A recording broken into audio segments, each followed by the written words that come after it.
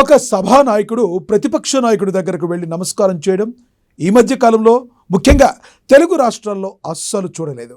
కానీ తెలంగాణ అసెంబ్లీలో ఈ అరుదైన అద్భుత దృశ్యం ఆవిష్కృతమైంది. సభానాయకుడు సీఎం రేవంత్ రెడ్డి ప్రతిపక్ష నేత కేసీఆర్ను చూడగానే ఆయన దగ్గరకు వెళ్ళారు. ఆత్మీయంగా పలకరించి తన ప్రత్యేకతను చాటుకున్నారు. ఈ ఒక్క దృశ్యం తెలంగాణ రాజకీయాల్లోనే కాదు, తెలుగు రాష్ట్రాల్లోనే హాట్ టాపిక్గా మారింది. ముఖ్యంగా సోషల్ మీడియాలో ఈ సీన్ వైరల్గా మారింది. అదేంటో చూద్దాం.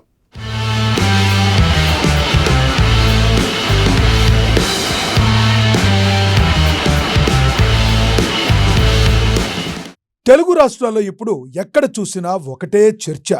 సీఎం రేవంత్ రెడ్డి ప్రతిపక్ష నేత కేసీఆర్ కలుసుకున్న సీన్ గురించే డిస్కషన్. అసలు ఇది ఎలా సాధ్యమైందన్న చర్చ నడుస్తుంది. ఎందుకంటే రేవంత్కు కేసీఆర్ రాజకీయ ప్రత్యర్థి. అలాంటి కేసీఆర్ను చూడగానే సీఎం రేవంత్ ఒక్కసారిగా పెద్ద ఆయన దగ్గరకు వెళ్ళడం వారే వా అనిపించింది. ముఖ్యంగా ఎన్నికల సమయంలో విమర్శలు ప్రతి విమర్శలు చేసుకున్న డైలాగ్ వార్ జరిగినా అది అక్కడి వరకేనని, పగలు ప్రతీకారాలకు తెలంగాణ రాజకీయాల్లో స్థానం లేదని ఈ ఒక్క సీన్తో మరోసారి రుజువైపోయింది.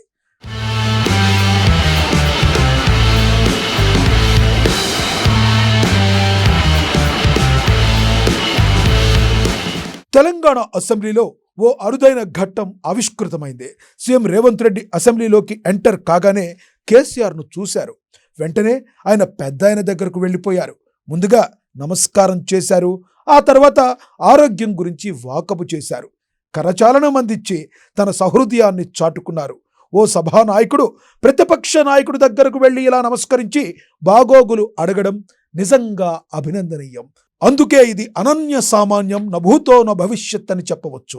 ఎందుకంటే సీఎం రేవంత్ తన వైపు వస్తున్న విషయాన్ని కేసీఆర్ కూడా గమనించారు.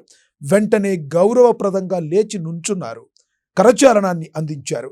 సీఎం రేవంత్కు అంతే వినమ్రంగా బదులిచ్చారు.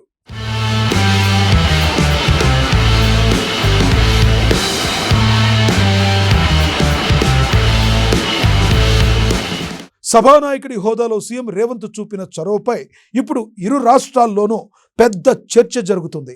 ఎందుకంటే పక్క రాష్ట్రంలో పాలిటిక్స్ ఎలా ఉన్నాయో కొత్తగా చెప్పాల్సిన పని లేదు. చంద్రబాబు జగన్ మధ్య హిట్ తారాస్థాయిలో ఉంది.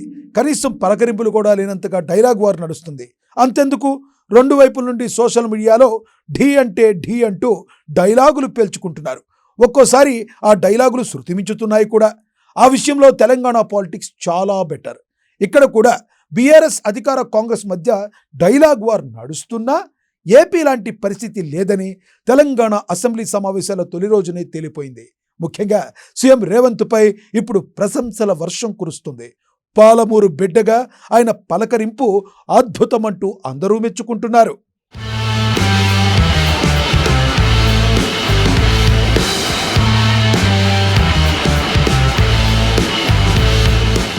ఆ మధ్య ప్రజాకవి అందశ్రీ మరణించిన సందర్భంగా సీఎం రేవంత్ చూపిన చొరవ మామూలుది కాదు. ఒక కుటుంబ సభ్యుడి కంటే ఎక్కువై అందశ్రీ అంత్యక్రియలో వ్యవహరించారు ముఖ్యమంత్రి. సీఎం హోదాలో ఉండి కూడా అందశ్రీ పాడె మోసి ఆయనకు ఘనమైన నివాళి అర్పించారు. అంతటితో ఆగకుండా అంత్యక్రియలు పూర్తయ్యే వరకు అక్కడే ఉండి అన్నీ తానై వ్యవహరించారు.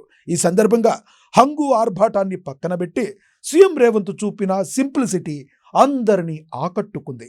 సీఎం రేవంత్కు పెద్దలంటే ఎంత గౌరవమో ఈ సందర్భంగా మరోసారి రుజువైంది కూడా.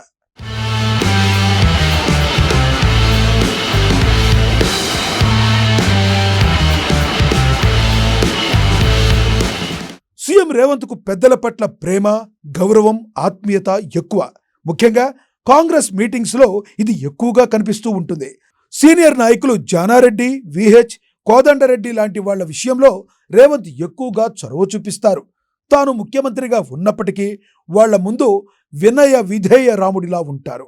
తమ పార్టీలోనే కాదు, ప్రతిపక్ష నాయకులంటే కూడా తనకు అంతే గౌరవమని తాజాగా మరోసారి చాటి చెప్పారు సీఎం రేవంత్ రెడ్డి.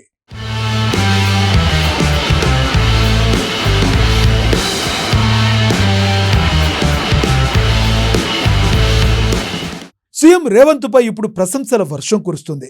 రేవంత్లో పాలమూరు ప్రేమతత్వం ఉందంటూ సోషల్ మీడియాలో నెటిజన్లు కితాబిస్తున్నారు. తనదైన పంచ్ డైలాగులతో ఆకట్టుకునే సీఎం రేవంత్లో ఈ యాంగిల్ కూడా ఉందంటూ ప్రశంసలు వెల్లువెత్తుతున్నాయి.